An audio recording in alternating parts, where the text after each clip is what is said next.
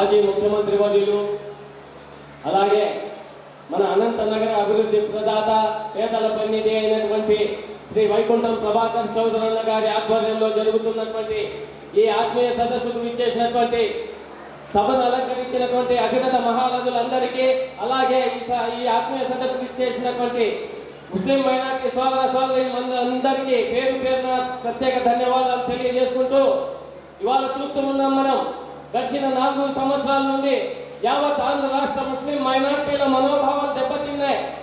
సమయాభావం తక్కువ ఉందన్నారు కాబట్టి క్లుప్తంగా చెప్పేస్తున్నాను. మనం ఖచ్చితంగా ఏదైతే తెలుగుదేశం పార్టీ అధికారంలో ఉన్నప్పుడు మన ముస్లిం మైనార్టీల కోసం అనేక సంక్షేమ పథకాలు దక్కేవి.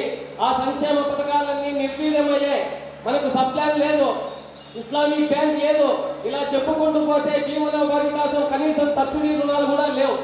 ఇవన్నీ మళ్ళీ మనకు దక్కాలంటే, ఆంధ్ర రాష్ట్రం అభివృద్ధి జరగాలంటే, అనంత నగరంలో మళ్ళీ అభివృద్ధి జరగాలంటే ఆంధ్ర రాష్ట్రానికి మాజీ ముఖ్యమంత్రి వర్యులు శ్రీ గౌరవనీయులు నారా చంద్రబాబు నాయుడు గారు మళ్ళీ ముఖ్యమంత్రిగా మనకు రావాలి.